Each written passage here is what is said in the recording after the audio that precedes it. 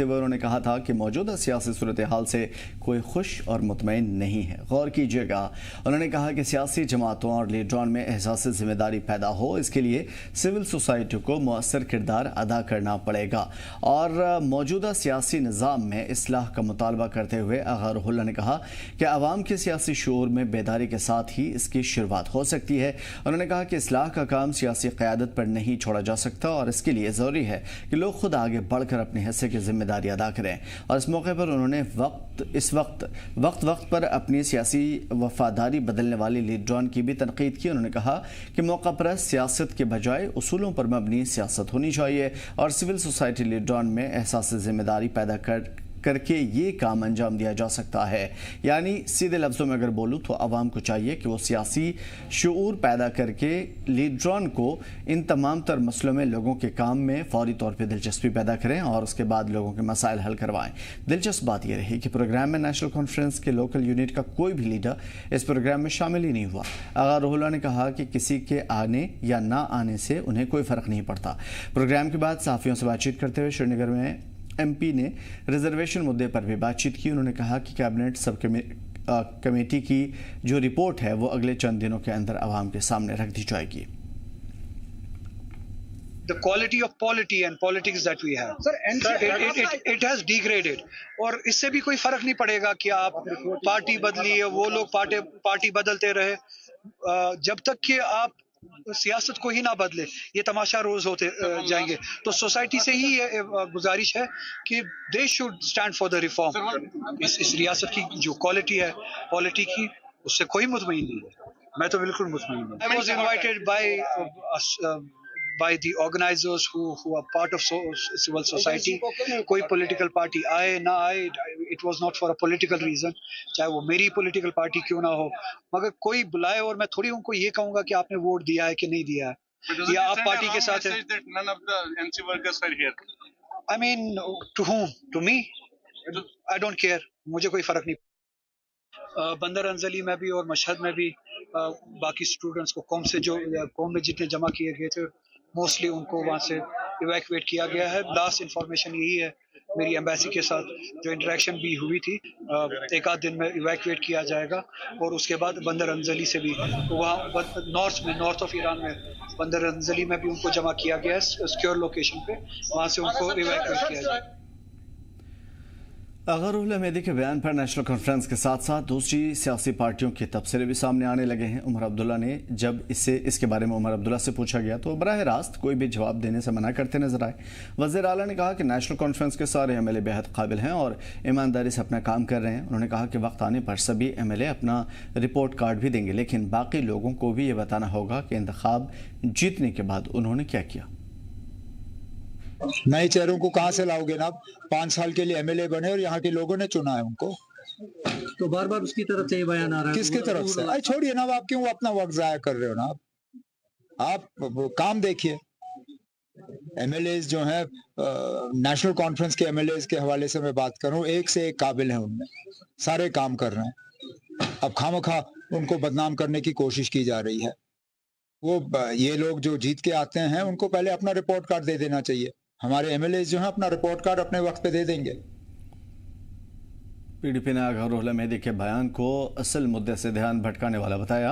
विधानसभा चुनाव से बडगाम में उम्मीदवार रहे आगा सैयद मुंतज़िर मेहदी ने कहा कि इस तरह के बयान से नेशनल कॉन्फ्रेंस रिजर्वेशन जैसे मुद्दे से अवाम की तवज्जो हटाना चाहती है। उन्होंने कहा कि अगर वाकई आगा रुहुल्लाह का सही और यही मौक़िफ़ है तो जानना ज़रूरी हो गया है कि उनकी सियासी वफादारी किसकी तरफ है। देखिए, जहाँ तक उस बयान का ताल्लुक़ है, मुझे लगता है कि ये बयान अपनी सस्ती शोहरत के लिए दिया गया है। जो रियल इश्यूज़ हैं जम्मू कश्मीर के, चाहे वो सबसे बड़ा इस वक्त रिज़र्वेशन का है, क्योंकि रिज़र्वेशन का ताल्लुक़ हमारे बच्चों के मुस्तकबिल के साथ है, बजाय ये देखने के कि इस रिज़र्वेशन मामले को हम कैसे सुलझाएं, नेशनल कॉन्फ्रेंस को चाहिए था कि एक रोड मैप दें, ये छुपाए ना कि वो क्या कर रहे हैं, क्योंकि हमें अभी तक नहीं पता चला कि जो सब कमेटी आई उसने क्या कहा, या अब वो सुनने में आया कि वो लॉ ऑफिस को भेजी गई है क्या उनको डायरेक्शन दी है, कैसे करना है, हमें कुछ नहीं पता है। हमें इतना ही पता है जो हमें मीडिया में आ रहा है। बजाय इसके कि इस पर सीरियसली नेशनल कॉन्फ्रेंस या उनका कोई भी लीडर सीरियसनेस दिखाता, हमें लगता कि इस मसले का हल हो। मगर बदकिस्मती से इस रिजर्वेशन इशू को, इस जैसे सेंसिटिव और हसास मामले को वेपनाइज किया गया, भरपूर अपने जाती पीआर के लिए इस्तेमाल किया गया। बजाय कि बच्चों को रिलीफ हम देते, उल्टा उनकी मुश्किलात नेशनल कॉन्फ्रेंस दिन ब दिन बढ़ाई जा रही है। तो इन तमाम तर मसलों से कई सवाल खड़े होते हैं। सबसे पहले ये कि सियासत को बदलने की ज़रूरत है, किसकी तरफ इशारा था, और उसके साथ साथ क्वालिटी से मुतालिक क्या है। क्या आगा रुहुल्लाह मेहदी साहब ने जो कहा है उनकी पार्टी के अंदर क्वालिटी नहीं है, या फिर पार्टी क्वालिटी वाली सियासत नहीं कर रही है, या फिर पीडीपी जो कह रही है कि ये मुद्दे से असल में नज़र भटकाने के लिए, क्या वाकई ऐसा कुछ है कि आपस में ही भिड़ जाओ, लोगों की तवज्जो उधर हो जाए और उसके बाद लोगों के जो मसाइल हैं वो जूं के तूं यूं ही पड़े रहें। तीसरा कि इसमें सबसे बड़ा एलजी लेड जो सेंट्रल गवर्नमेंट की वहाँ पे हुकूमत है, मौजूदा जो एलजी इंतज़ामिया है, उसका बड़ा किरदार क्या है, और ये जो माना जा रहा है नेशनल कॉन्फ्रेंस की जानिब से कि असल विलन यही लोग हैं, तो क्या वाकई इसमें सच्चाई है, या फिर सिर्फ अपने काम से नज़र हटाने के लिए लोगों को दूसरों पर इल्ज़ाम लगाने की ये कोशिश है। तमाम तर चीज़ों पे और बारीकियों से हम नज़र डालेंगे। डॉक्टर अभिजीत जसरोटिया साहब हमारे साथ जुड़े हुए हैं, बीजेपी के नेशनल स्पोक्स पर्सन हैं। मोहम्मद इमरान काजी साहब हमारे साथ जुड़े हुए हैं, JKNC स्पोक्स पर्सन है। और ज़ोएब यूसुफ साहब मेयर हमारे साथ जुड़े हुए हैं, PDP के स्पोक्स पर्सन है। सीधा मैं जसरोटिया साहब आपकी तरफ आने की कोशिश करूंगा। फिलहाल आप इस बयान को जो अभी सैयद आगा रुहुल्लाह मेहदी ने दिया, उसको आप किस नज़र से देखते हैं? बहुत बहुत धन्यवाद आपको, मेरे को पैनलिस्ट को भी मेरा नमस्कार और आदाब। देखें, जहां तक इनके बयान की बात आती है, मैं तो ये कहना चाहता हूं कि कुछ हद तक मुझे लगता है इसमें ये भी मुझे नजर आता है कि अभी तक कोई भी नेशनल कॉन्फ्रेंस का मुझे नुमाइंदा या नेशनल कॉन्फ्रेंस का कोई भी MLA वहां पर कश्मीर में काम करता नजर नहीं आता। अगर मैं आपसे बताऊं तो पिछले 10-12 दिन का मेरा प्रवास कश्मीर का था, जिसमें बांडीपुरा में, बारामूला में, और फिर मुझे गुरेज भी जाने का मौका मिला। और जब भी मैं इलाकों में कहीं भी जा रहा था, लोगों की जो बेसिक प्रॉब्लम्स हैं वो वैसी की वैसी यूं की तू हैं। उनके ऊपर किसी भी लोकल विधायक ने कोई भी काम नहीं किया अभी तक। बांडीपुरा की प्रॉब्लम ले लीजिए, बारामूला के अंदर बहुत बड़ी प्रॉब्लम थी कि जो पानी था उनका वही साफ नहीं था पीने वाला, और प्रदूषण जो है वो पानी के साथ मिल रहा है, लोगों को गंदा जहरीला पानी पीने पे मजबूर होना पड़ रहा है। गुरेज में चले जाएं, उनकी अपनी प्रॉब्लम्स हैं, वहां के लोकल नुमाइंदे हैं, वो अपनी ही पॉलिटिक्स के अंदर पर्सनल जो RET टीचर्स हैं उनके साथ पर्सनल वेंडेटा निकालने में लगे हुए हैं। अब बात यह आती है कि जिन लोगों ने आपको चुनकर यहाँ पर भेजा, आपका कुछ दायित्व बनता था कि आप उन लोगों की तरफ अपना जो है फर्ज निभाते, उन लोगों की प्रॉब्लम्स को सॉर्ट आउट करते। इनमें से कोई भी ऊपर से लेके नीचे तक, चाहे मैं उमर साहब से लेके नीचे तक सबकी बात करूं, अभी तक कोई काम अपना करता नजर नहीं आ रहा है। पॉलिटिक्स है, अब इसके अंदर भी क्या पॉलिटिक्स है, इनके बयानों के अंदर भी क्या पॉलिटिक्स है, तो बेहतर यही जान सकते हैं। और ये बात तो सही है कि लोगों का जो आम मुद्दे हैं उनसे ध्यान भटकाने के लिए सब कुछ किया जा रहा है। आपस की मिलीभगत भी हो सकती है, कुछ भी हो सकता है, क्योंकि गलती से 50-60 साल में पहली बार जहमत की नेशनल कॉन्फ्रेंस ने अपना मैनिफेस्टो बनाने की। अब उस मैनिफेस्टो में जब बनाने लगे तो उन्होंने सोचा नहीं था कि ये जो मैनिफेस्टो में बात कहेंगे, अब आज के लोगों को आदत पड़ गई है, खासकर ये वाली कि जो कुछ कहती है, खासकर भारतीय जनता पार्टी को देखकर उनको लगता है कि जो कुछ मैनिफेस्टो में लिखा जाता है वो पूरा भी करते हैं लोग। लेकिन ये भारतीय जनता पार्टी, लेकिन वो तो ये कह रहे हैं डॉक्टर साहब कि आप ही सब कुछ नहीं करने दे रहे उनको। वो तो चाहते हैं कि अवाम के मसले हल हों, लेकिन LG साहब और एडमिनिस्ट्रेशन पूरा का पूरा उनके काम में रोड़े अटका रहा है। उनका तो साफ तौर पे ये इल्जाम है और लगातार वो यही कह रहे हैं अवाम से। देखिए, वो अंग्रेजी में कहावत है ना, bad work man calls with his tools, तो हिंदी में बोले तो नाच न जाने तो आंगन टेढ़ा, वो वाला हिसाब है। 50-60 साल से जिन्होंने कोई काम नहीं किया, वो अचानक से काम करने लगेंगे तो ये तो मुझे भी लगता नहीं है कुछ ऐसा होगा। क्योंकि LG साहब ने जिस दिन सबसे पहले इस हाउस को जब एड्रेस किया था, तो उन्होंने अपने पिछले 3-4 सालों का जो भी सरकार का परफॉर्मेंस थी वो उनके सामने लाई। 42,000 नौकरियां उनके सामने लेकर आए कि नौकरियां भी पूरी की पूरी तनख्वाह वाली, डेली वेजर वाली नौकरियां नहीं थी, हकदार को हक दिया गया, एक भी बैकडोर अपॉइंटमेंट नहीं है। J&K बैंक का ब्यौरा दिया गया जो कब कितने दशकों से आपको डेफिशिएट दे रहा था, वो अब सरप्लस चल रहा है, प्रॉफिट दे रहा है, तो उन्होंने पूरे का पूरा दिया। उन्होंने कहा कि यहां तक तो आपको लाकर दे दिया, आज UT प्रोग्रेस कर रही है कि GDP भी पहले से बेहतर होगी, सब कुछ अच्छा हो चुका है। और बड़ी बात यह आती है कि आप देखें 2013-14 में यही उमर साहब की सरकार थी, इसके पास मुझे याद है 46,000 कुछ 343 करोड़ कुछ करके इनको करोड़ का बजट मिला था। इस समय 1 लाख के करीब इनको जो है वो मिला है। लेकिन आप देख लीजिए, पैसा डबल हो गया, सब कुछ डबल हो गया। अब काम करने की अगर आपकी इच्छा शक्ति नहीं है, मन नहीं है, सिर्फ एलजी एडमिनिस्ट्रेशन के पास है, एक पुलिस है, बाकी तो सब कुछ आपके पास है। अब आप काम करना नहीं चाहते हो तो उसमें कोई क्या कह सकता है जी। बड़ी बात यह है कि जाहिर है कि दोनों तरफ से इल्जाम तराशियों का दौर जारी है, लेकिन सच्चाई क्या है वो जाहिर है कि आवाम इस चीज़ को परख सकती है। लेकिन उसके बावजूद पीडीपी लगातार इल्जाम लगाती रही है ज़ुहैब साहब के, ये तमाम तर मुद्दे भटकाने की बात है। ऐसा क्या हुआ, क्योंकि हम देख पा रहे हैं उनके प्रोग्राम में तो उनके लोग भी शामिल नहीं हुए, तो ऐसा क्या हुआ जिसकी वजह से आप ये समझ रहे हैं कि दोनों आपस में मिले हुए? देखिए, मेरी तरफ से जो मुझे ऐसा लगता है, हमारी पार्टी की तरफ से भी मैं एक बात बोलता हूँ कि इसमें we don't have to read too much into it. बहुत सारे लोग कई सारी जगहों पे प्रोग्राम करते हैं to give this so much credibility कि बहुत कुछ चीज़ें ठीक नहीं है या ठीक है।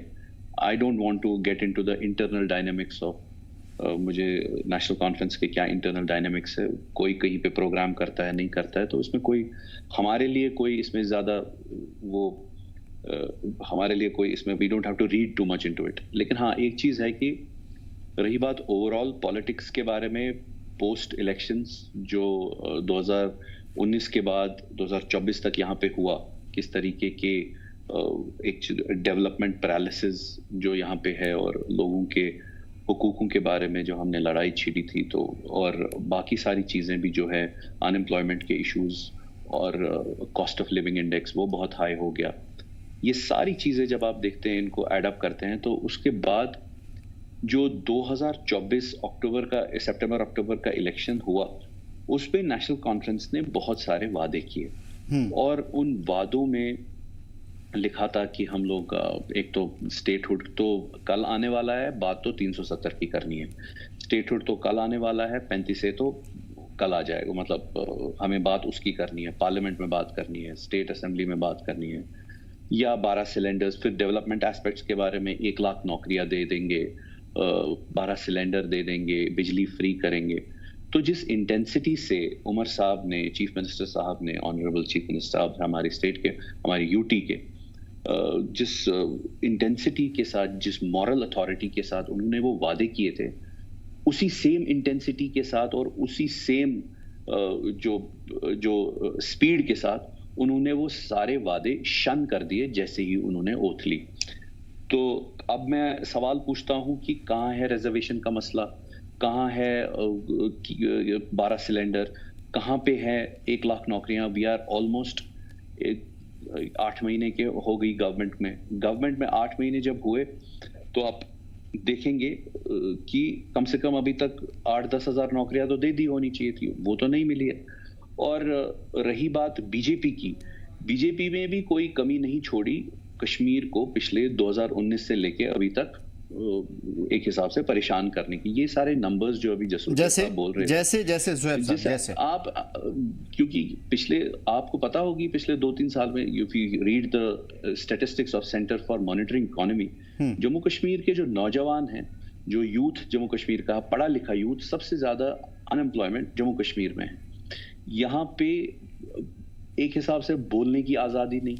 फिर उसके बाद आपने कितने सारे वादे किए थे कि इन्वेस्टमेंट दुबई से आएगी, इन्वेस्टमेंट यहाँ से आएगी, वहां से आएगी, तो वो सारे वादे भी फॉल्स प्रॉमिसेस ही थे। तो ओवरऑल इन दोनों ने बेड़ा गर्क कर दिया जम्मू कश्मीर का। और अब अगर कहीं पे अब हम ऑपोजिशन करते हैं तो हमें बोला जाता है कि आपने जी पीछे बीजेपी के साथ अलायंस किया था, ये किया था, वो किया था। जिस तरीके से बीजेपी आज के पूरे मुल्क में, जब आप देखें पूरे मुल्क में 10 साल का जो उनका 10, 11, 12 साल का ब्यौरा देखें तो अनएम्प्लॉयमेंट काफी ज्यादा है। 15 लाख वापस नहीं आए, जो कहते थे कि 15 लाख काला धन वापस आएगा, या बहुत सारी चीजें हैं जो आपको मालूम है, development statistics, rape rate, crime rate कितना ज्यादा बढ़ गया है, जो वो सारे उन 12 साल पावर में रहने के बाद भी आज भी नेहरू को कोसते हैं कि नेहरू ने किया था। उसी तरीके से यहाँ पे बाकी सारी तंजीमें ये कहती हैं कि आज ही आपने ये सब हो रहा है। ठीक है ज़ोहैब साहब, मैं आपकी हुकूमत और बीजेपी की हुकूमत के हवाले से नहीं पूछूंगा, मैं आप ही की तरफ आता हूं, आप बात पूरी कर लीजिएगा। के साथ अलायंस किया ज़ोहैब साहब, आप पूरी बात कर लीजिएगा। मैं आपसे आपकी जो हुकूमत आई 14-15 के बाद से, उसके बाद मैं उसका सवाल नहीं करूंगा, मैं सिर्फ एक सीधा सा सिंपल आपसे जानना चाहता हूं। 2014 से पहले अगर हम जान लेते हैं, आप रहे, कांग्रेस रही या एनसी रही, क्या आज से बेहतर हालात थे जम्मू कश्मीर की, हाँ या ना? क्या कह रहे हैं आप कि 2014 से पहले जितनी चीजें आपने गिनवाई उसका जवाब जसरोटिया साहब देंगे, लेकिन उसके बावजूद मैं आपसे समझने की कोशिश करूंगा कि 2014 से पहले जब आपकी हुकूमत या फिर नेशनल कॉन्फ्रेंस की हुकूमत या कांग्रेस की हुकूमत रही, क्या आज से पहले हालात बेहतर थे या आज हालात बेहतर हैं जम्मू कश्मीर के? देखिए, सवाल 2014 से और 2015 से पहले कैसे थे, सवाल ये नहीं होना चाहिए। सवाल ये है कि 2019 में जब आर्टिकल 370 को हटाया गया, उसके बाद जिन रीजंस की वजह से वो हटाया गया, क्या आज वो सारे रीजंस हमारे सारे सेटिस्फाई होते हैं? आपने कहा यहाँ पे आप इसलिए आर्टिकल 370 हटा रहे हैं, 35 से हटा रहे हैं क्योंकि हमें आतंकवाद को जड़ से खत्म करना है। क्या वो खत्म हुआ? आपने कहा यहाँ पे हमको इंटीग्रेट करना है पूरी कंट्री, जम्मू कश्मीर को पूरी कंट्री के साथ। क्या ऑलरेडी इंटीग्रेटेड नहीं था जम्मू कश्मीर पूरी कंट्री के साथ? आपने कहा 370, 35A कोई अलग ही आर्टिकल्स हैं, लेकिन क्या वो हिंदुस्तान के आईन के आर्टिकल्स नहीं थे? तो ये सारी चीजें आपको समझनी पड़ेंगी। हम एक फेडरल स्ट्रक्चर में रहते हैं। अगर इनर लाइन परमिट दे सकते हैं आप मणिपुर को 2019 में, तो वही फेडरल स्ट्रक्चर में आप यहाँ पे 370 को क्यों हटा रहे हैं? तो ये बातें थी। और आज आप देख लीजिए, आपने इतने सारे प्रोमिसेस किए डेवलपमेंट के लिए। आप अनएम्प्लॉयमेंट रेट तो सबसे ज्यादा जम्मू कश्मीर में है, नौजवानों में, पढ़े लिखे नौजवानों में। उसका क्या आंसर है? ये सुनिए, पूरी बात सुनिए। आपने कहा टेररिज्म सारा कुछ खत्म हो जाएगा। क्या पुलवामा नहीं हुआ? क्या बाइसरन इंसिडेंट नहीं हुआ? और पूरा जम्मू कश्मीर के सारे नागरिक जिनको आपने पूरे 10 साल ये कहा कि आप ये कश्मीरी सारे टेररिस्ट है, ये है, वो है, जिसकी वजह से आपने पूरी कंट्री में वोट बटोरे, क्या वो सारे लोग इसी टेररिज्म के खिलाफ नहीं निकले? बाइसरन इंसिडेंट के बाद वो सारे निकले। तो दैट मींस जम्मू कश्मीर का नागरिक टेररिज्म के साथ नहीं, उसके भी वही सपने हैं जो एक आम आदमी के सपने हैं। लेकिन एट द सेम टाइम वो ये कहता है मैं हिंदुस्तानी भी हूं, मैं कश्मीरी भी हूं, इसमें आप, और मैं मुसलमान भी हूं, आपको क्या प्रॉब्लम है इससे? तो इससे उनको काफी परेशानी। दूसरी चीज, फाइनल में आपको एक बात बता दूं कि यहाँ पे आपने सिक्योरिटी लैप्स की वजह से, पुलवामा इंसिडेंट के टाइम पे भी और इस टाइम पे भी, it was a security lapse. क्या आप कोई जिम्मेदारी लेते हैं उसकी? अभी भी हमारे 20 से 30% जो बॉर्डर्स है वहां, वो पोरस बॉर्डर्स है, वहां पे फेंसिंग नहीं हुई है। तो क्या इकोनॉमी, क्या आपने वहां पे रिसोर्सेज मुहैया कराए हैं क्या ताकि वो सारे फेंस हो जाए, ताकि यहाँ पे क्रॉस बॉर्डर टेररिज्म ना हो? तो ये सारी चीजें आई वांट टू डिस्कस। ये बिल्कुल डॉक्टर अभिजीत जसरोटिया हैं हमारे साथ, एक के साथ एक एलिगेशंस के जवाब आप देंगे। जसरोटिया साहब, देखिए, मैं अपनी बात शुरू करूं तो मुझे खेर याद आ गया कि तुझे इस बाजार का दस्तूर मैं बता नहीं सकता, तुझे इस बाजार का दस्तूर मैं बता नहीं सकता, बिक गया जो खुद खरीदार वो हो नहीं सकता। अब देखिए, बात थोड़ी पीछे जाएगी, जरूर जाएगी कि आपको हुकूमत करने का मौका मिला, और बड़ी बार आपको हुकूमत करने का मौका मिला। आप जब सरकार में थे, अब ये टेररिज्म की बात करते हैं, चलें कम से कम मिलिटेंट से टेररिज्म तक तो पहुंचे, वरना आज तक तो ये मिलिटेंट ही कहते थे, पता नहीं कौन सी जिहाद की लड़ाई इनको लगता था यहाँ चल रही है। बात यह आती है कि 2003 में नदी मर्ग हुआ और आप लोग कांग्रेस के साथ यहाँ सरकार बनाए हुए थे, 24 कश्मीरी पंडितों को पॉइंट ब्लैंक पे भुना गया और आप लोग हिलिंग टच खेल रहे थे, जिसमें 4 मासूम बच्चे भी थे, अगर आपको याद हो। शबीर शाह, यासीन मलिक, बीटा कराटे जैसे कश्मीरी हिंदुओं के जिन्होंने नरसंहार किया और सब चीज में दोषी पाए गए, और आज वो कहाँ हैं? जेलों में दरे गए, और आपने 20-30 साल तक अपनी कुर्सी के पीछे छुपा कर रखा। आज भी इनके लिए आपके यहाँ से बयान निकलते हैं, इनकी फेवर में बयान निकलते हैं, तो आप समझ सकते हो कि कौन किस तरफ था, किस तरफ नहीं था। अबू दुर्जाना नाम का एक टेररिस्ट, उसका यहाँ पर काजी बीनी की पार्टी से पाए जाते हैं, जो जबरन पुलवामा की बच्चों का निकाह उसके साथ करवाया गया था, तब भी कौन पाया गया आपको अच्छी तरह से पता है। टेररिस्टों के घर पे जब आप जाके आंसू बहाते हो तो हमें भी पता, तो कम से कम स्टैंड तो अपना क्लियर कीजिए, आप किस तरफ हो और किस तरफ नहीं हो, और दौर किस तरह से बदल गया। 5 अगस्त 2019 के बाद आपको पता चल चुका होगा कि सबसे पहली बात कि 2019 के बाद जो भी यहाँ पर चुनाव हुए, 3 टायर सिस्टम रिस्टोर हुआ। 3 टायर सिस्टम क्या था वो आपको शायद पता भी नहीं होगा। बीडीसी डीडीसी नाम का कोई प्राणी जल्द होता है, ये आपको कभी पता भी नहीं रहा होगा। चलें उसको भी छोड़ देते हैं, थोड़ा और आगे चलते हैं। उसके बाद जब बारी आई जमहूरियत की, क्योंकि आपके समय पे तो 5,000 वोटों से एमएलए बन जाया करते थे, 10,000 वोटों से मंत्री बन जाया करते थे, और 15-20,000 वोट लेकर कोई भी मुख्यमंत्री बन जाता। तब लाखों वोट लेने की बारी आई तो आपकी जमानतें जब्त हो गई, सभी की सभी सीटों पर जमानत हो गई। और इतनी बड़ी पॉलिटिकल पार्टी जब पिछले चुनावों में नंबर 1 पे आई थी, वो इस बारी 3 डिजिट्स पे आके सिकुड़ गई। लोगों ने आपको बता दिया कि आपकी ये जो बांटने की राजनीति है, ये नहीं चलेगी। देश बदल गया है, कश्मीर के लोग भी बदल गए हैं। आपको लगता होगा जो शब्द आपने कश्मीर के लोगों के लिए यूज किए होंगे, हम कश्मीर के लोगों को प्योर पैट्रियोटिक हिंदुस्तानी लोग समझते हैं, वो हैं जिनके सीने के अंदर तिरंगा धड़कता है। आपकी तरह नहीं जो तिरंगे को कांधा देने की फिराक में घूमते रहते हैं आपके लीडर। हमें अच्छी तरह से पता है आपकी तरफ। तभी जब ये बारी आई तो आपके लोगों की जमानत जब्त होगी। लोगों ने आपको आईना दिखा दिया, लोगों ने दिखा दिया कि अब आपका झूठ नहीं चलेगा, और हमें बरगलाए ना, हमें कंफ्यूज ना करें हिंदुस्तान और उस नापाक मुल्क पाकिस्तान के बीच में। हमारा देश हिंदुस्तान है और इसी सरजमीन पे हमारे को और हमें हुबले वतनी के जज्बे का हमें अच्छी तरह से पता है। लेकिन इनकी आप मजबूरी समझ सकते हो। इनकी मजबूरी ये रही कि खुद तो कुछ किया नहीं, 2.5 लाख की बैकडोर अपॉइंटमेंट्स की, और अपॉइंटमेंट्स भी क्या की जी, 500-700 रुपए के ऊपर डेली वेजर आपने लगाए। वो डेली वेजर जो अभी तक आपकी जान को रो रहे हैं बेचारे, 10 रुपए 20 रुपए की दवाई लेने के उनके पास पैसे नहीं होते थे। ऐसी एम्प्लॉयमेंट को आप एम्प्लॉयमेंट कहते हैं? इससे तो बिना एम्प्लॉयमेंट के ही लोग भले रहेंगे मुझे लगता है। तो आप ये चीज समझिए कि आप ही की पार्टी के एक लीडर ने अपने बेटे को रातों रात केएस ऑफिसर बना लिया, और जब एनसी वालों ने शोर और गुल मचाया तो आपको नीचे उतारना पड़ा।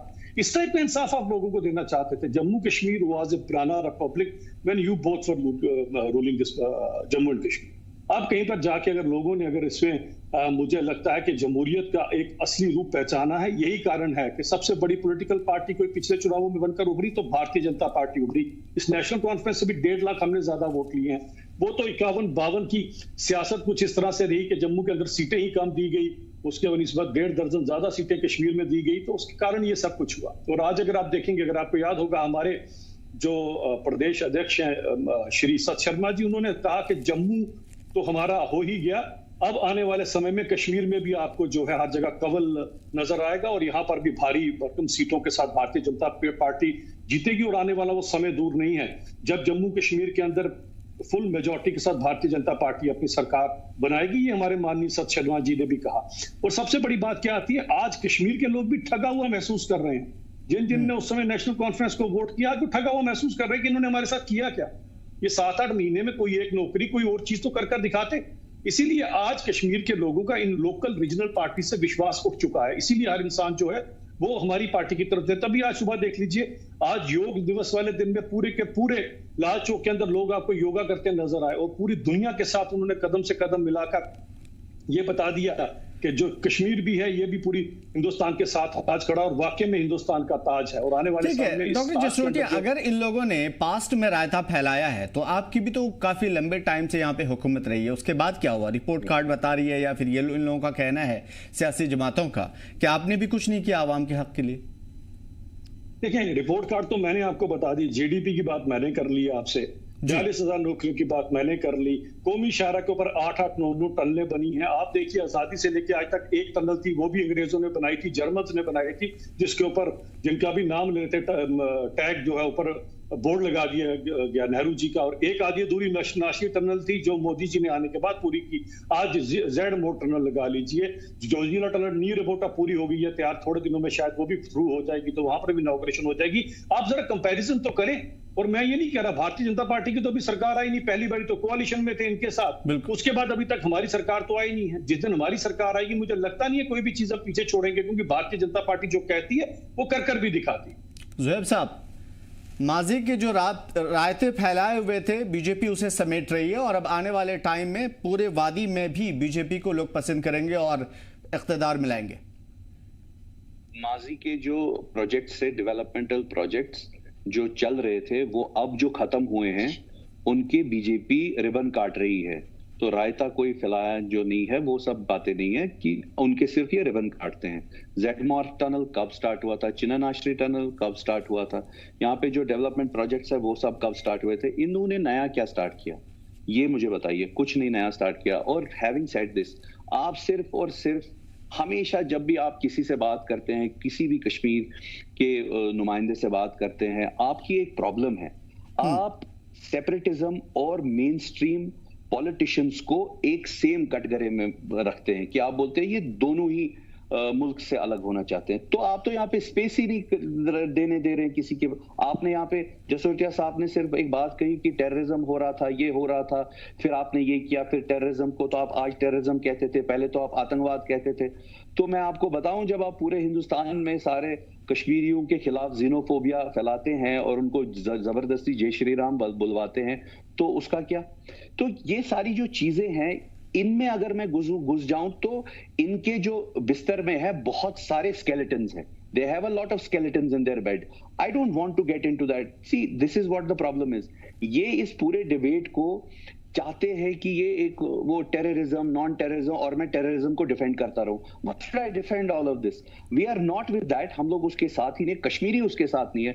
लेकिन इनकी जो मानसिकता है वो यही कहती है कि हर एक कश्मीरी इस चीज का एक हिसाब से सिंपथाइजर है। अभी भी ये मानने के लिए तैयार नहीं है। आपने रायता फैलाया, आप टेररिस्टों को घर जाते थे, आप मिलिटेंट बोलते थे पहले। We have always said one thing कि यहाँ पे लोगों को एक हिसाब से राहत की जरूरत है, और राहत की अगर बात करें तो कौन सी बुरी बात कही हमने? अगर हम नहीं, उनका तो कहना है कि अभी तो वो अपोजिशन में है, आप लोगों की तरह सरकार बनाए हुए नहीं है, लेकिन अगर सरकार बनाएंगे तो और बेहतर तरीके से लोग पसंद करेंगे। कौन सी ऑपोजिशन में है? तो नहीं, सबसे पहले अगर ये सरकार यहाँ पे, मैं wish them best of luck, but मुझे एक बात बताइए, 2019 से लेके अभी तक 18 से रादर यहाँ पे तो यही गवर्नर रूल उसी के चलते इन्होंने 370 भी हटाया, फिर बोला यहाँ पे सब कुछ चंगा सी, फिर उसके बाद पहलगाम भी हुआ, बाईसरन भी हुआ।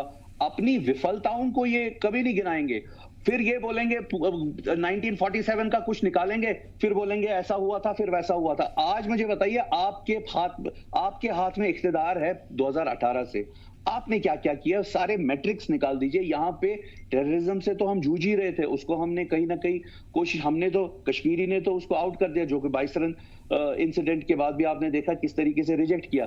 लेकिन यहाँ पे अब क्राइम भी बढ़ गया है। यहाँ पे क्राइम किसकी वजह से बढ़ा? क्राइम तभी बढ़ता है जब इकोनॉमिक कंडीशंस लोगों की खराब होती है, और वो बीजेपी के चलते हुई है यहाँ पे।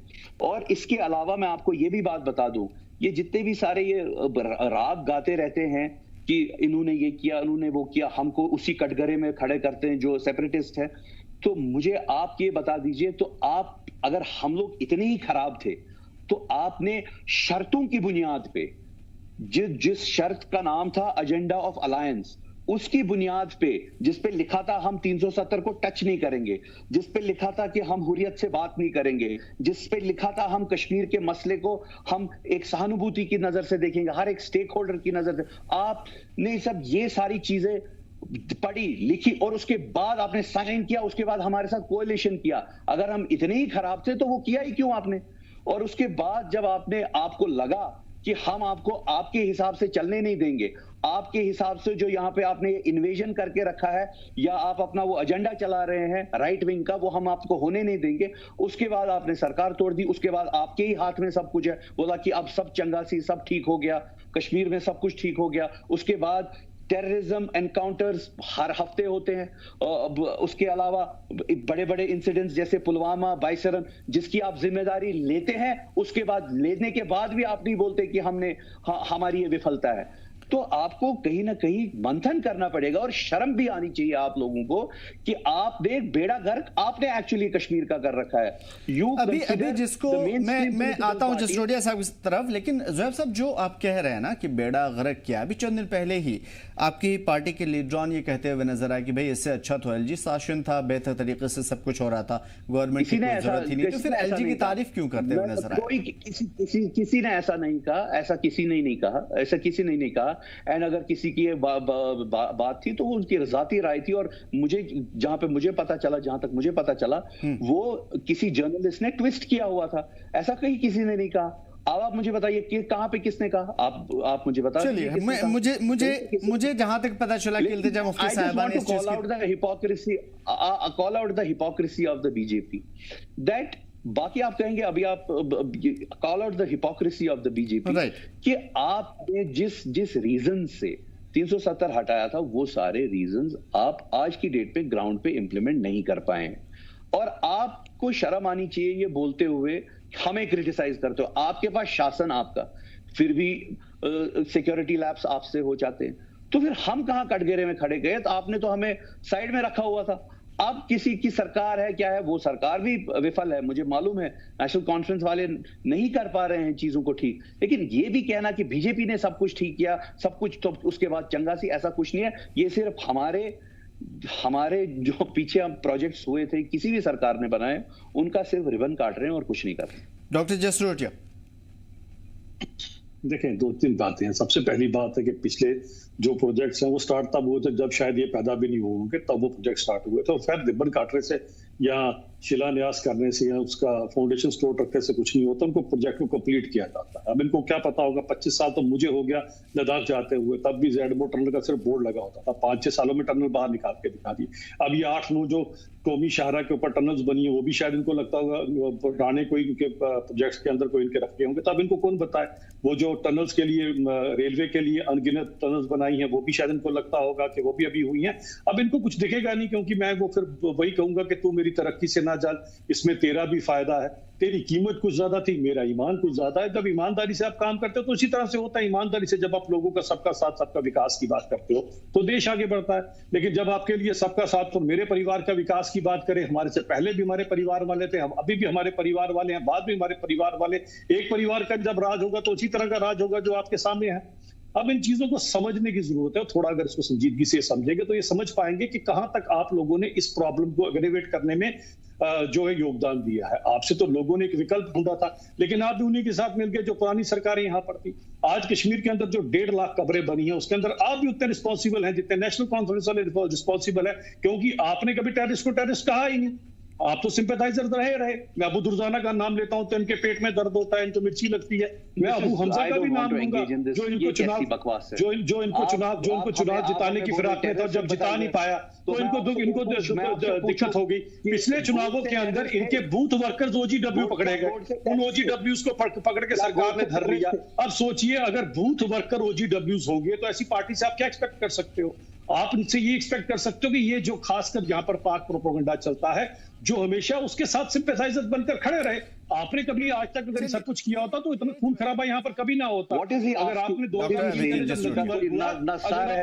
ठीक है, ये इल्जाम दर इल्जाम चलता रहेगा। डॉक्टर जसरोटिया, आपने कहा था कि जनादेश को कुचलने नहीं देंगे और हमेशा जनादेश के साथ मिलकर के अवाम के तमाम तर मसाइल के हल के लिए हम रहेंगे सामने में। एलजी साहब का कोट एंड कोट ये बयान है। तो अभी तो जनादेश का कुचलने की कोशिश हो रही है। जाहिर है कि 8 महीने हो गए, एक छोटा सा काम, सिंगल एक पंच काम नहीं हुआ है और नेशनल कॉन्फ्रेंस के लोग 1-2 लफ्ज या एक तीसरे सेंटेंस पे आ नहीं पाते हैं इसके अलावा कि हाँ भाई हमारे पास 5 साल है करने के लिए। तो आप तो अब मजबूत अपोजिशन में है, जनादेश को कुचलने नहीं देंगे जैसे बयान लेकर के आप साथ में है, तो अब इसके लिए तमाम तर कोशिशें क्यों नहीं कर रहे? डॉक्टर जसरोटिया। नहीं, एक्चुअली मैं क्वेश्चन पूरा नहीं आपसे सुन सका क्योंकि बीच में आवाज आपने ये कहा था, एलजी साहब का कोट एंड कोट जो बयान है मेरे सामने में, वो ये कि अवाम के मसाइल के हल के लिए हर मुमकिन कोशिश रहेंगे। जनादेश की जो कोशिशें हैं या उनकी जो ख्वाहिशें, उसे हम किसी भी सूरत में कुचलने नहीं देंगे, चाहे कोई भी सरकार हो। सरकार NC की है, 8 महीने गुजर चुके, एक काम भी सही तरीके से कर नहीं पाई है। तो आप लोग 8 महीने किस चीज का इंतजार कर रहे हैं? अभी तक आपने कुछ भी नहीं सरकार को घेरने की कोशिश की या अवाम के मसले हल कराने की कोशिश की? जहां तक घेरने की बात है, as a opposition, as a honest opposition, अगर आप मेरी प्रेस कॉन्फ्रेंसेस देखें, जहां पर ये लोग जो गलतियां करते हैं उसके लिए हम लोगों को आगाह कराते हैं और लोगों के बीच में भी जाते हैं, सारी की सारी बातें हम लोगों के बीच में रखते हैं। जनादेश तो अभी तो फिलहाल एज पर जो हुआ है वो जनादेश तो NC के फेवर में है। काम तो NC को करके दिखाना है। अगर NC काम नहीं करेगी तो जिस तरह से हमारे जो प्रेसिडेंट सत शर्मा जी ने कहा कि आने वाले समय में आपको दिख जाएगा कि कश्मीर की हर गली में आपको कमल खिलेगा और इसके बाद यहाँ पर लोगों को पता लगे, लोगों को पता साथ जो वादे किए वो पूरे किए जाएंगे। अब जनादेश की जहां तक बात है वो आप सोचिए कि जिन्होंने जनादेश लिया उन्होंने लिया कैसे? उन्होंने लोगों को बेवकूफ बना के जनादेश लिया। कश्मीर की अगर मैं बात करूं तो आपने मैनिफेस्टो दिया, मैनिफेस्टो के ऊपर आपने झूठ से झूठ लिखा, हर एक चीज झूठ थी आपकी। और उसके बाद अगर आप अपने वादे पूरे नहीं कर पा रहे, 200 यूनिट फ्री बिजली नहीं दे पा रहे, 1.5 लाख नौकरियां नहीं दे पा रहे, तो आने वाले टाइम में आपको लोग बता देंगे इन सब चीजों का। वो एक कोड है ना अब्राहम लिंकन का, शायद if I am not wrong, you can be fool some people for some time, most of the people for most of the time, but you can not be fool all the people all the time.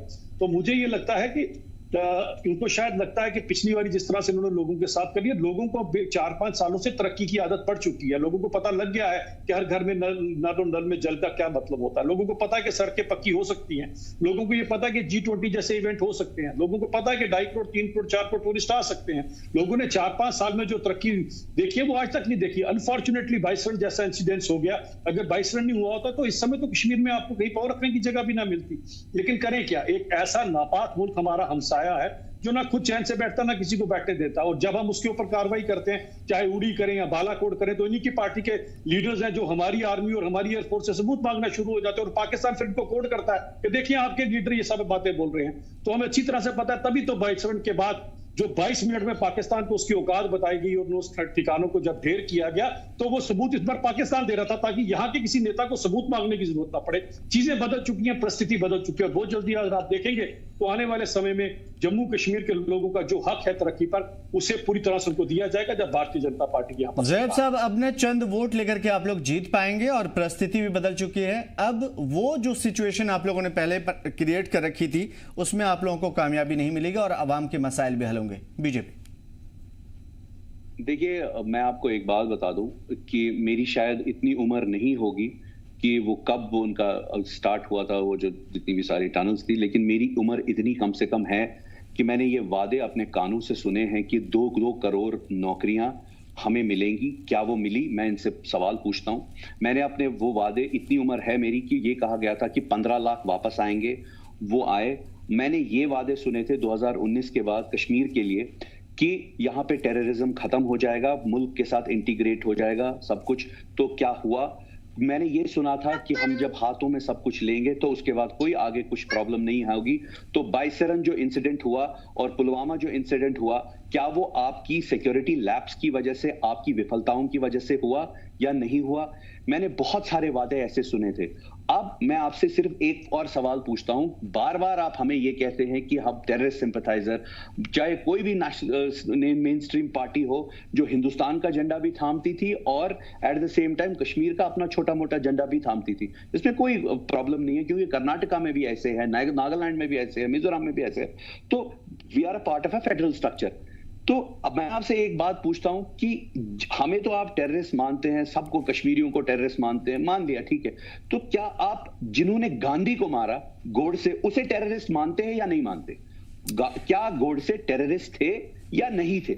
इसका भी जवाब मुझे चाहिए होगा इनसे। चलिए, जसरोटे साहब इस चीज का जवाब देंगे, लेकिन मैं आपसे ये समझने की कोशिश करूंगा जो अभी कह रहे थे। एक तरफ तो आप इन तमाम दहशतगर्दी को, टेररिज्म को खत्म करने की बात करते हैं, दूसरी तरफ अगर कुछ होता है तो आप ही लोगों के पेट में दर्द शुरू हो जाता है। आप तिजारत की बात शुरू कर देते हैं, सरहद खोलने की बात शुरू कर देते हैं। तो आप इस तरफ हैं या उस तरफ हैं ज़ैब साहब?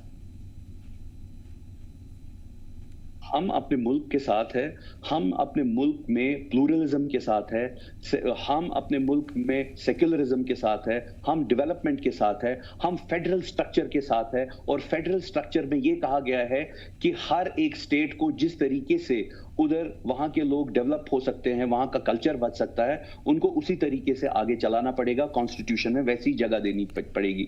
तो हम उस चीज के साथ है जिसमें हमारा छोटा सा एक आर्टिकल 370 भी आता था। हम इन सब चीजों के साथ है। मुझे नहीं पता, हम अपने मुल्क के साथ है। पता नहीं ये कौन सी बातें कर रहे हैं और ये कौन से सपने लेके आए हैं। उनका अभी हमने एक बीजेपी के कोट्स भी पढ़े, उन्होंने साफ तौर पे कहा, एनसी ने भी कहा, इवन उमर अब्दुल्ला साहब ने भी कहा कि जब आप रिजर्वेशन की बात करते हैं या फिर इस तरह की चीजों की बात करते हैं, जब आप पावर में होते हैं तब आप बात नहीं करते, तब आपको लोगों के मसाइल नहीं दिखते। लेकिन अगर दूसरा कोई हुकूमत में आ जाए तो पेट में मरोड़ क्यों? ऐसी कोई बात नहीं है। जब महबूबा मुफ्ती साहिबा चीफ मिनिस्टर थी, उन्होंने MBBS के लिए पोस्ट ग्रेजुएशन में 75% जो स्टूडेंट्स है उनके लिए 75% ऑफ द स्टूडेंट वो जनरल कैटेगरी के लिए कैटेगराइज किया हुआ था। और बात यहाँ पे सिर्फ ये रिजर्वेशन तो एक इशू है जिसको NC एक हिसाब से नजरअंदाज कर रही है। यहाँ पे इशू है कैजुअल लेबर्स के बारे में, यहाँ पे इशू है ड्रग मेनेस के बारे में, यहाँ पे इशू है इतने सारे नौजवान जो जेलों में बंद है इस टाइम पे। कोई किसी छोटे केस के लिए, कोई बड़े केस के लिए किसी पे PSA लगा हुआ है, किसी की गलती छोटी है, किसी की बड़ी है, तो उनको जो वापस लाना चाहिए और उनको रीइंट्रोड्यूस सोसाइटी में करना चाहिए रिफॉर्म तरीके से, उसके बारे में they are issuing from that reality also. जहां पे प्रॉब्लम्स है इकोनॉमी की कि लोगों के पास नौकरियां नहीं है, उसके बाद यहाँ पे सिक्योरिटी लैप्स हो जाता है।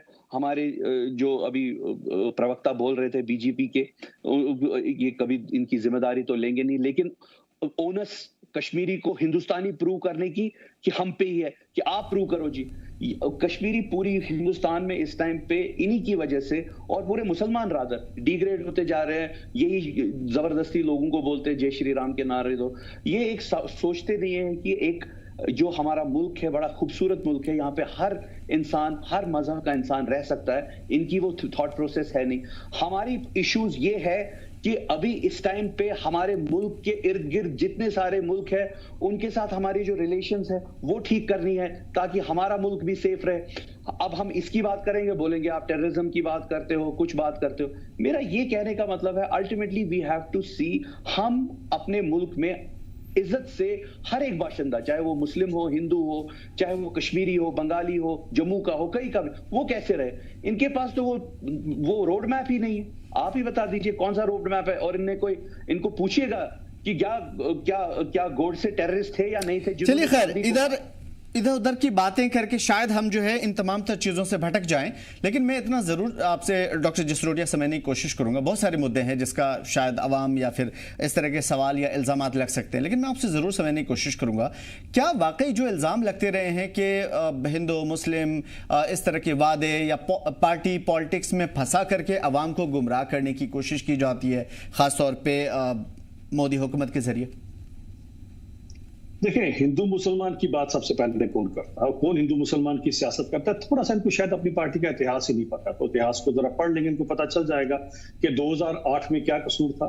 अगर आप आज हिंदुओं के सिंपैथाइजर बन रहे हैं तो उन श्रद्धालुओं का क्या कसूर था कि माननीय हाई कोर्ट ने एक डिसीजन दिया था कि बाल टाल के अंदर सर छुपाने के लिए छत बना सकते हैं इन श्रद्धालुओं के लिए। इनकी महबूबा मुफ्ती साहिबा के पेट में दर्द हो गया, उन्होंने मिर्ची लग गई, उन्होंने उस हाई कोर्ट के ऑर्डर को फाड़ के फेंक दिया। ये बदतमीजी नहीं चलेगी, ये पेट में दर्द हो, ये पेट में दर्द होना भाई साहब, पेट में दर्द होना एक मुहावरा है ज़ुहैब साहब, मुहावरा है ये। भाई साहब, पेट में दर्द होना एक मुहावरा है, आपको नहीं पता तो क्या कह सकते हैं? पेट में दर्द होना एक मुहावरा, आपको नहीं पता होगा। ज़ुहैब साहब, आपके पेट में दर्द हो रहा है, दूसरी बात है, सुन लीजिए। मैं आराम से सुन रहा था ना आपकी सारी बातें, आप भी जरा सुन लीजिए। ज़ुहैब साहब, ये कोई मेरे ख्याल से कोई गाली नहीं है, मुहावरा है, मतलब तकलीफ हुई, दैट मींस। अच्छी तरह से मैं बड़ा सभ्य हूं, आपकी तरह देश के खिलाफ बातें नहीं करता ना। मैं हिंदू मुसलमान की बात करता हूं। डॉक्टर जसरोटिया, मुसलमान मेरी दो आंखों की तरह, आपके लिए एक आंख से चलता होगा, मेरी आंख से नहीं चलता।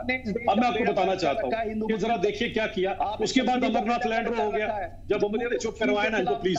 ज़ुहैब साहब, मैं आपकी पूरी बात सुना। ज़ुहैब साहब, आपके जो पॉइंट थे, इल्जामात थे, पूरा मुकम्मल सुना गया। ज़ुहैब साहब, रिक्वेस्ट करूंगा आपसे, देखिए आपकी पूरी बात सुना हमने बड़े सब्र के साथ। जसरोटिया साहब से सुनते फिर मैं आपकी तरफ आता हूं, जो कहना कहिए आप। देखें, बात यही आती है कि उस समय अमरनाथ लैंडरों में क्या हुआ, यही थी, छोटी सी डिमांड थी कि सर्च पाने के लिए छत दे दीजिए। आपने Jammu versus Kashmir, Kashmir versus Dogra, Hindu versus मुसलमान करवा दिया।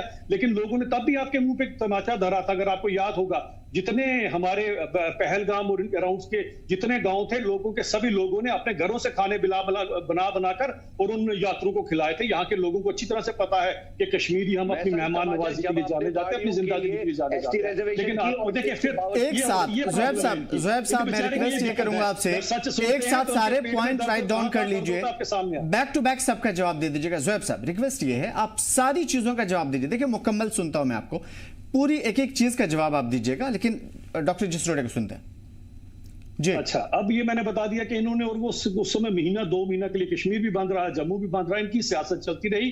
बाद में आज तक किसी को समझ नहीं आया, ना जम्मू के लोगों को समझ आया, ना कश्मीर के लोगों को आया कि किस चीज के ऊपर आपने जम्मू वर्सेस कश्मीर और हिंदू वर्सेस मुस्लिम करवाया था। तो इनका इल्जाम है कि ये तो आप करते हैं, बीजेपी करती है, ऐसा कहती है एनसीपी और पीडीपी। प्रूफ के साथ बता रहा हूं ना, मेरे पास तो प्रूफ है। 2008 का अमरनाथ लैंड का प्रूफ है, हाई कोर्ट का ऑर्डर का प्रूफ है, किसी ने उसको दरनिकार कर लिया, मेरे सामने फिर वो प्रूफ है। अब मैं एक और चीज बताना चाहता हूं कि अब आप सोचिए कि हमारी, अगर आप हमें बोलेंगे तो आप एक चीज को जरा समझिएगा, हमारे अभी इस सरकार के अंदर जो डायरेक्ट बेनिफिशियरी ट्रांसफर है उसके अंदर 2000 रुपया केंद्र से आता है ना, वो सारा बानो के खाते में भी जाता है, गीता देवी के खाते में भी जाता है। अभी वंदे भारत ट्रेन लगी है जिसने कश्मीर के साथ पूरे के पूरे हिंदुस्तान को रेल से भी कनेक्ट कर दिया। उसके ऊपर बोर्ड नहीं लगाया कि केवल हिंदू बैठेंगे मुसलमान नहीं बैठेंगे, ना एम्स के बाहर ऐसा कोई बोर्ड लगा हुआ है, ना किसी जनधन खाते के अंदर, ना किसी और बेनिफिशियरी के अंदर ये चीज दी जाती है। भारतीय जनता पार्टी एक ऐसी पार्टी है जो हिंदू मुसलमान दोनों को अपनी दो आंखों की तरह देखती है, आपकी तरह से देखते नहीं है हम लोग। अब बात आती है दूसरी, अब आप सोचिए डेमोक्रेसी की बात करेंगे, फेडरल स्ट्रक्चर की बात करें। डेमोक्रेसी का मतलब होता है of the people, by the people, for the people, of the Muftis, by the Muftis, for the Muftis, only Muftis, आगे मुफ्तीज पीछे मुफ्तीज। इसे डेमोक्रेसी नहीं, इसे परिवारवाद कहा जाता है। और आपको टेररिस्टों के सिंपैथाइजर मैं इसलिए कह रहा हूं कि मुझे बता दीजिए कि जब मुफ्ती साहब यहां पर गृह मंत्री थे तब किसकी किडनैपिंग हुई थी, किसने की थी, क्या आपको नहीं पता है? उसके खिलाफ बयान देने के लिए आपको क्या प्रॉब्लम होती है? अभी आप पिछले दिनों महबूबा मुफ्ती साहब शबीर शाह के लिए सिंपैथी दिखा रहे थे, शबीर शाह के लिए सिंपैथी दिखा रहे। अब शबीर शाह कौन है मुझे जरा बताएं, हु इज शबीर शाह? ये उन्हीं कश्मीरी पंडितों का कातिल है। Who is Bitta Karate, who is Yasin Malik, इन सब के लिए आपको कौन आते हैं? मैं हर टाइप की हत्या जो भी है मैं उसके अगेंस्ट हूं। मैं कभी मानता नहीं इन सब चीजों के लिए। मेरा मानना है कि पीस सबसे ऊपर होना चाहिए और मैं इन चीजों के लिए आना नहीं चाहता। आपकी आइडियोलॉजी किसी एक टाइप की हो सकती है, हमारी नहीं है इसके साथ की। और एक बात और बताता हूँ, बार बार कश्मीर, देखिए बेचारे की प्रॉब्लम देखिए, दिक्कत देखिए इस बेचारे की कि इसके पेट में ऐसा दर्द उठता है कि अब मैं जो बातें बोल रहा हूँ लोग भी सुन रहे हैं तो इनकी भी वहां पर खिल्ली उड़ा रहे होंगे लोग, तभी बीच में बोलेंगे बेचारे ये। अब आप खुद सोचिए कि जो अबू दुर्जाना के बराती रहे हो, जो लोग जिन्होंने अबू दुर्जाना की बरात के अंदर रिश्ते गिश्तावे खाके और भगड़ा मारा हो, वो लोग टेररिस्ट के सिंपैथाइजर नहीं है। जो अबू दुर्जाना के काजी होंगे ये टेररिस्टों के सिंपैथाइजर नहीं है। और कौन सिंपैथाइजर है मुझे बताएं जरा। ये जो 30 साल टेररिज्म यहाँ चलता रहा, किसी पॉलिटिकल पार्टी की वजह से चलता रहा। अगर डे वन से उनको बताया था टेररिस्ट को टेररिस्ट कहा होता, यहाँ पर टेररिस्ट कभी ना होते। चंद वोट बटोरने के लिए जो देश के खिलाफ आप लोग काम करते हैं, उसका कारण है कि आज आप 3 डिजिट में पीछे रह गए हैं। और बार बार कश्मीरियों की आड़ मत लीजिए कि कश्मीरी कट्टर हिंदुस्तानी है। चंद पॉलिटिकल अपॉर्चुनिस्टिक लीडर आप जैसे उनको बरगलाने की कोशिश करते हैं, लेकिन आप वो आपके इन बातों में नहीं आएंगे। उनको पता है कि मेरा वतन हिंदुस्तान है और आपकी तरह वो तिरंगे को कांधा देने की बात। इस चीज का जवाब भी मैं लेना चाहूंगा ज़ुहैब साहब से। ज़ुहैब साहब, क्या ये हकीकत है, करते हैं आपकी पॉलिटिकल पार्टी का मुझे नहीं पता। ज़ुहैब साहब, क्या ये हकीकत है कि इस मर्तबा जो सिचुएशन माजी में आप लोगों ने क्रिएट किए, चाहे आप, एनसी या जितनी भी पार्टियां हैं, कांग्रेस को भी शामिल कर लीजिए, उन सबको, कि लोगों ने इन सबको देखा है और सबसे धोखा खाया? क्या यह हकीकत है कि इस मर्तबा कहीं न कहीं बदलाव की राजनीति हो सकती है? मैं नहीं जानता कि बीजेपी, मैं नहीं जानता कि कोई नई पार्टी है, लेकिन हाँ इतना ज़रूर है कि अब शायद लास्ट ये था कि लोगों का भरोसा अब ये ख़त्म हो चुका है, ख़ासतौर पर जो सियासी जमातें हैं जम्मू कश्मीर की। देखिए, मैं आपको 2 चीजें बता दूं। सबसे पहले कि जो यहाँ पे पोलराइजेशन हुआ जम्मू कश्मीर में, वो रियलिटी में अगर आप देखा जाए वो किसने पोलराइजेशन स्टार्ट किया या ये सारी देश जम्मू कश्मीर के खिलाफ किसने पूरे मुल्क को किया, वो 1951 में जब श्यामा प्रसाद मुखर्जी जम्मू कश्मीर की तरफ उन्होंने मार्च किया, क्योंकि उनका अपना पॉलिटिकल करियर जो था उस टाइम कहीं ना कहीं सर्द पड़ चुका था, तो उन्होंने सोचा कि मैं अपना पॉलिटिकल करियर जम्मू कश्मीर से स्टार्ट करूंगा 1951 के इलेक्शन के दौरान। तो उनका वही था, एक विधान एक प्रधान एक, जो भी चीजें थी उनकी, तो वहां से स्टार्ट होती है। एक्चुअली में हमें श्यामा प्रसाद मुखर्जी साहब ने तो कोई उस टाइम पे कोई बात नहीं कही थी 370 के खिलाफ, या कोई जब वो कॉन्स्टिट्यूशन बन रहा था, क्योंकि उस टाइम तो वो मंत्री थे, इंडस्ट्री एंड कॉमर्स मिनिस्टर थे नेहरू की सरकार में। लेकिन अब जब करियर की बात आई, अपना करियर इलेक्टोरल पॉलिटिक्स से बनाने के लिए, तो ये कश्मीर वाला इशू स्टार्ट हुआ उनका, और देयरफॉर उन्होंने यहाँ पे अपना वो पॉलिटिक्स का करना स्टार्ट किया। तो जो रियल प्रॉब्लम जो कश्मीर में जो ये खटकता था 370, ये सारी चीजें, ये एक्चुअली में हिंदू महासभा भारतीय जनता पार्टी की थॉट प्रोसेस उस टाइम जो है उन्होंने स्टार्ट किया था। अदरवाइज पूरे मुल्क में किसी को लेना देना नहीं था कि कश्मीर में 370 सही है या गलत है या क्या है क्या नहीं। चलिए, मैं बीच में नहीं रोकना चाहता आपको ज़ुहैब साहब, आप बात पूरी कर लीजिएगा। You have to listen to, आप पूरी बात सुनिए। दूसरी बात, अब हम जब उसके पूरा थॉट प्रोसेस को आप समझ रहे हैं कि अल्टीमेटली इन्होंने 2019 में वो कर लिया। देखिए, ultimately you have to understand 2 things कि इन्होंने कहा था यहाँ पे टेररिज्म खत्म हो जाएगा, खुशहाली आएगी, सब कुछ होगा। वो सारी चीजें ये अभी तक भी एक्सेप्ट नहीं कर रहे हैं कि हाँ, ये हमारी विफलताओं की वजह से, सिक्योरिटी लैप्स की वजह से, जो पॉलिटिकल कंप्लेसेंसी आ गई थी इनके अंदर, उसकी वजह से हुआ। लेकिन दोष देना है यहाँ पे जिन्होंने तिरंगा पकड़ा था, दोष देना है यहाँ पे उन लोगों को जो यहाँ पे हिंदुस्तान की बात करते थे। अनफॉर्चुनेटली इनको शायद दिखाई नहीं देता है कि, लेकिन हम लोग हिंदुस्तान की बात करिए, अपनी सियासी रोटियां गरमा रहे हैं। अभी तक भी इन्होंने कोई आंसर नहीं दिया कि गोडसे टेररिस्ट थे। मैंने तो बोल दिया, गोडसे का जब टॉपिक आएगा तो हम जरूर उनके बारे में पूछ लेंगे। ज़ुहैब साहब, हमको सिर्फ एक सिंपल सा जवाब चाहिए जो मैं आपसे जरूर पूछना चाहूंगा। ये 1950, 26 जनवरी 1950 के बाद से लेकर के अगर मैं जोड़ने की कोशिश करूं, एक मोटा मोटी मान लीजिए, क्योंकि उसके बाद से ही शुरू हुआ सब कुछ।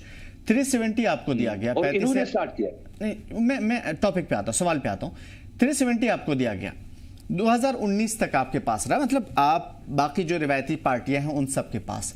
मुझे सिर्फ इतना बताइए, 2019 से पहले 1950 के बाद से लेकर के क्या कुछ कर लिया? इकोनॉमिक में कश्मीर पीछे, टेररिस्ट में कश्मीर, टेररिज्म में कश्मीर के लोग मुतासिर हुए, दुनिया भर की सारी बुराई सर जितना भी है वो आया। तो आपने इन तमाम तर चीज़ों का फ़ायदा क्या उठाया? गवर्नमेंट ने दिया था आपको, तो फिर 1950 से लेकर के अब तक आपने क्या ऐसा कर दिया जो 370 के इतना ज़्यादा जो है आप कहते हैं, या कहते हैं कि इतना ज़्यादा प्रॉब्लम क्रिएट हो जाएगी? कुछ भी ऐसा, एक चीज़ मुझे नहीं, मैं आप पूरी जवाब दीजिएगा, कुछ भी ऐसा बताइए जो लगे कि हाँ 370, 35 जैसी चीजें आपके लिए वाकई फायदेमंद थी। तो साफ तौर पे दिख रहा है, अगर ट्रैक रिकॉर्ड निकालते हैं तो सियासी पार्टियों का जरूर भला हुआ, लेकिन आवाम का तो कुछ भी भला नहीं हुआ किसी भी चीज में। प्लीज आप रोशनी डालिए ज़ुहैब साहब। वही मैं बता रहा हूं ना कि आवाम का बीजेपी ने कैसे भला किया आफ्टर एब्रोगेशन ऑफ आर्टिकल 370, क्योंकि हमारे जितने भी मैट्रिक्स थे, चाहे वो लिटरेसी के मैट्रिक्स थे, हेल्थ के मैट्रिक्स थे, HDI मैट्रिक्स पूरे कंट्री से तो हमारे बेटर थे, गुजरात से तो हमारे बेटर थे। और ये मैं नहीं कहता, आप मैट्रिक्स देख लीजिए किस तरीके से हमारे एजुकेशन के, HDI के, उस सारे मैट्रिक्स हमारे बेटर थे सारी स्टेट से, बल्कि नेशनल एवरेज से काफी ऊपर थे और बहुत सारी स्टेट से काफी ऊपर थे। तो उसके बाद अभी जो इन्होंने कहा कि हमें 370 को इसलिए हटाया था क्योंकि आपने टेररिज्म को खत्म करना है, हमारे को पूरे जम्मू कश्मीर को इंटीग्रेट करना है पूरी कंट्री के साथ। मैं बस ये सवाल पूछता हूं कि क्या पहले वाजपेयी के टाइम पे कश्मीर इंटीग्रेटेड, जम्मू कश्मीर इंटीग्रेटेड नहीं था पूरी कंट्री के साथ?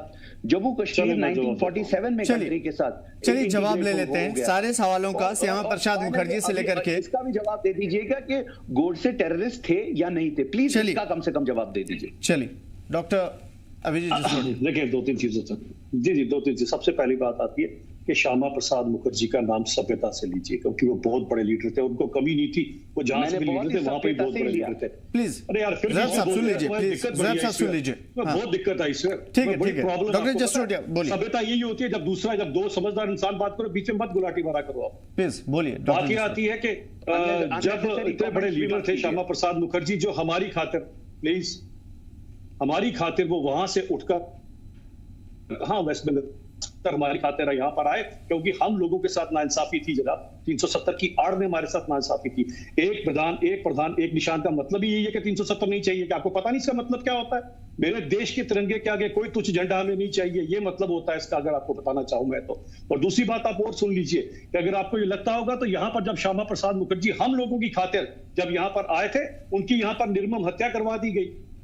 आपको याद है इस चीज का? उन्होंने अपना बलिदान दे दिया, अपने प्राणों का बलिदान दे दिया, और आज आप उनके ऊपर बता रहे हैं कि उनको वहां पर सियासत नहीं चलती थी इसलिए यहाँ पर आए। अरे थोड़ा तो हिस्ट्री का नॉलेज रखा करो। इतने बड़े जब लोगों का बात करते हो तो कम से कम इतना देखा करो कि आप किसकी बात कर रहे हैं। उन्होंने हमारे लिए, हमारे परिस्थितियां जो भी यहाँ पर थी, जो सरकारें थी जिसके कारण यहाँ पर उनको किया गया, कहाँ रखा गया था, याद है ना? तो आप जो भी सरकारें आप ही की सहयोगी रहे हैं, आप जैसी सोच ने, आप जैसे लोगों की सोच ने यहाँ पर ये सब कुछ कर दिखाया। जो सोच आज भी आप लोगों के अंदर है वही सोच कि देश को अलग कर रखे। आप जैसी सोच में, आप जैसे लोगों की सोच में, ठीक है, वो भी एक, मैं अब बताता हूँ ना आपको, ये आप ही की सोच है जो आज भी आप पाल रहे हो यहाँ पर टेररिस्ट। अबू दुर्जाना, आप ही की सोच, अबू दुर्जाना वाली सोच, अबू हमजा वाली दोष, अबू दुर्जाना, अबू हमजा वाली सोच जो आपके अंदर पनप रही है। और यही कारण है कि आप लोग वहां पर जब बराती बनते हो टेररिस्टों के, यही कारण है कि लोगों ने आज आपको 3 आंकड़ों पर ला के कर दिया। थोड़ी तो लज्जा करो, कितनी बड़ी पॉलिटिकल पार्टी, लोगों ने आपको आईना दिखा दिया। यासीन मलिक कौन था? यासीन मलिक के खिलाफ बयान क्यों नहीं देते? वो वही सोच थी जिन्होंने जो गांधी जी के खिलाफ थी, वही सोच थी जो शाहबाज प्रकाश मुशर्रफ की, जो यासीन मलिक की सोच थी, जिसके लिए आज आप सच्चाई के ऊपर बयान तक देने से परहेज करते हो। क्यों यासीन मलिक से क्यों बचते फिरते हो? क्यों उसके खिलाफ बयान नहीं देते? जिसकी किडनैपिंग हुई थी उसको नहीं पता कि यासीन मलिक ने किसकी किडनैपिंग की थी? क्योंकि आप सिंपैथाइजर हो और आप ही की सोच को देश को 47 से लेकर आज तक भुगतना पड़ रहा है। आप ही की सोच। देखिए, इस तरह से बहुत सारे ऐसे इल्जामात हैं जो एक दूसरे पे थोपे जा सकते हैं, जिसका कारण आपका ये है कि आज आपको लोगों ने दरकिनार कर दिया। 3 डिजिट्स के ऊपर आप रह गए हो, आपकी सबकी जमानतें जब्त हो चुकी है। ठीक है, आने वाले समय में 3 सेम मसला अभी भी है, शून्य मिलेगा आने वाले समय में, इसी सोच के कारण, आपकी सोच के कारण। सेम मसला सर अभी भी है कि ये अवाम शुरू से लेकर के आखिर तक देख रही है। और यकीनन 370 का फायदा क्या था आपको? आप बता पाओ। 370 का फायदा था अनअकाउंटेबिलिटी, जो 2.5 करोड़ का अभी तक आपकी पार्टी प्रेसिडेंट की वालिदा से एनआईए और सीबीआई हिसाब किताब पूछे, 2.5 करोड़ का हिसाब किताब तब नहीं ले पाती अगर 370 होता तो। जो आपकी पार्टी प्रेसिडेंट की वालिदा से 2.5 करोड़ का हिसाब किताब ले रही है ना सीबीआई, वो कभी ना ले पाती अगर 370 यहाँ पर लगा होता। इसी 370 की आड़ में आपने यहाँ पर पैसे कमाए, इसी 370 की आड़ में आपने लोगों का, कश्मीरियों का हक खाया, इसी 370 की आड़ में जो अभी अकाउंटेबिलिटी की आप बात कर रहे हैं, जिस अकाउंटेबिलिटी की आप बात कर रहे हैं, वरना ये कभी आते भी वो अकाउंटेबिलिटी अभी भी नहीं है। वाली सोच है कि किस तरह से मैं दोनों हजरात से संयम की गुजारिश करूंगा। बिल्कुल बड़ी बात है, जो अकाउंटेबिलिटी की आप बात कर रहे हैं, ये 8 महीने के अंदर वो अकाउंटेबिलिटी नहीं है और शायद आपस में लड़ने से कोई फायदा नहीं होगा, क्योंकि इस 8 महीने के अंदर नहीं है। बिल्कुल डॉक्टर जसरोटिया, मैं रिक्वेस्ट करूंगा, देखिए इल्जामात अगर हम एक दूसरे पे लगाएंगे तो बहुत सारे, ज़ुहैब साहब बहुत सारे ऐसी चीजें हैं जिस पे शायद हम बहुत लंबा डिस्कशन कर लें, लेकिन उसके बावजूद भी जिस अकाउंटेबिलिटी की आप दोनों बात कर रहे हैं वो अभी भी नहीं है। 8 महीने गुजर चुके हैं और अवाम का, जो सरकार का जो नुमाइंदा है वो बोलने के लिए तैयार नहीं है। तो बराए मेहरबानी अपोजिशन में रहते हुए आप दोनों से गुजारिश यही है कि सरकार को अकाउंटेबिलिटी उनकी तय करवाइए और जो जम्मू कश्मीर के मसाइल जो लोग झेल रहे हैं